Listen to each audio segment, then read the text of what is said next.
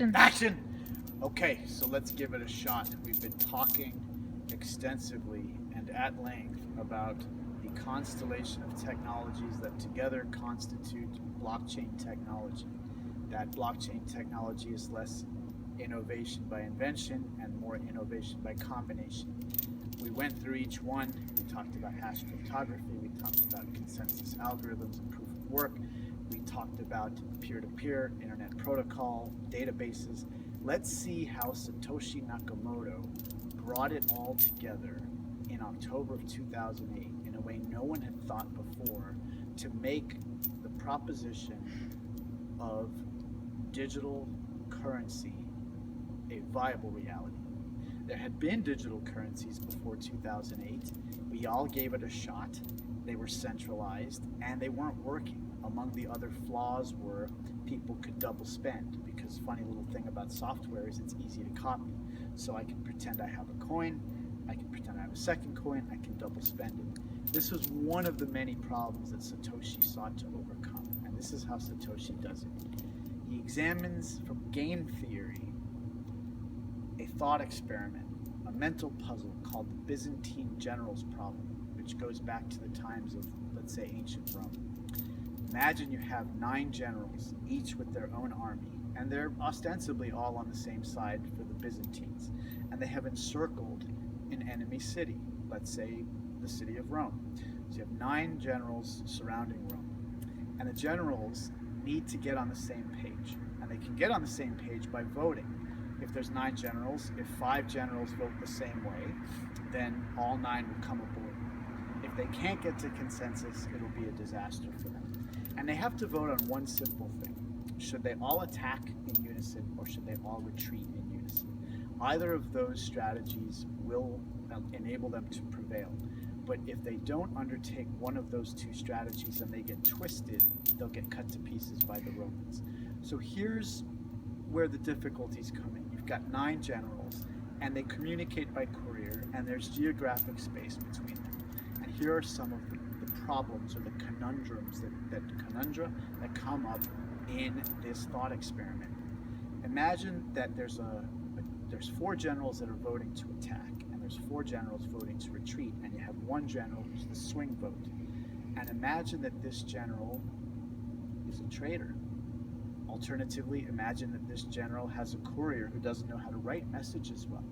Or imagine that this general was bribed by the Romans. Imagine that this general sends a message that gets intercepted by the Romans, and the Romans tamper with the message. These are a few of the examples in which one general, who's the swing vote, could really screw things up. He could go to the 4 generals who want to attack and send them a message to retreat, and vice versa. He could go to the 4 generals that want to retreat and send them the message to attack. So how to overcome this? Well, I'm not sure if it ever was overcome in ancient times or in times since, but Satoshi takes this concept and he transplants it onto the ecosystem that he imagines for a digital currency. And he creates a construct where there's thousands and thousands of nodes, and the job of the nodes is to monitor transactions of a digital currency, validate them.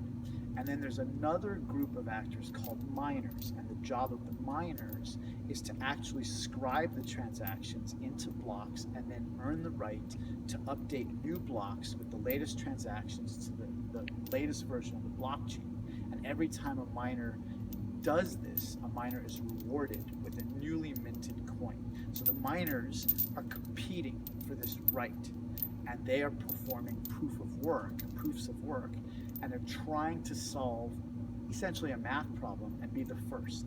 And if they do, and there's consensus among the nodes, these thousands and thousands of nodes, that this miner was indeed first, then this miner takes the latest transactions and appends them to the blockchain. So when we bring in the Byzantine generals problem, the challenge is simple.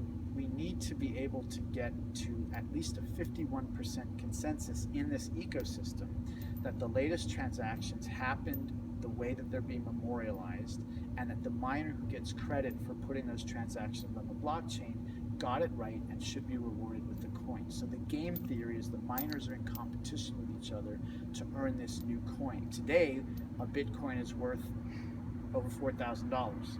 I believe it's at a new record today.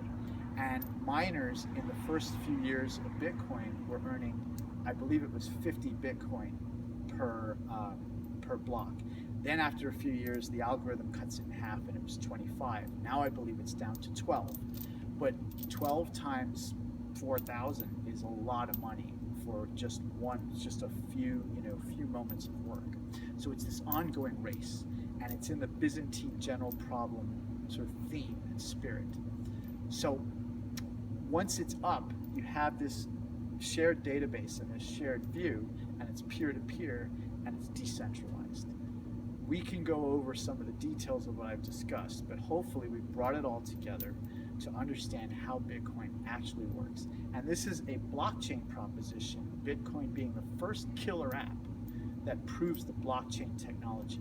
Some other killer apps that may come along, I don't know, smart contracts, medical records, voting, pharmaceutical tracking, airline engine tracking, lots and lots of possibilities.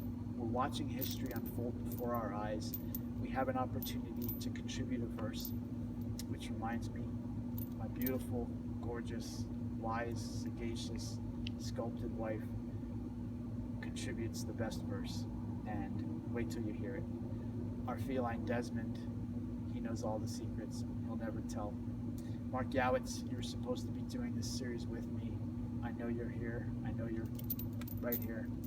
Callum Von Moger, Frank McGrath, Marissa Rivero McGrath, Crypto Tips, Box Mining, Ivan on Tech, Lark, Andreas Antonopoulos, you're all so beautiful. Gonna go now? Bicep shot.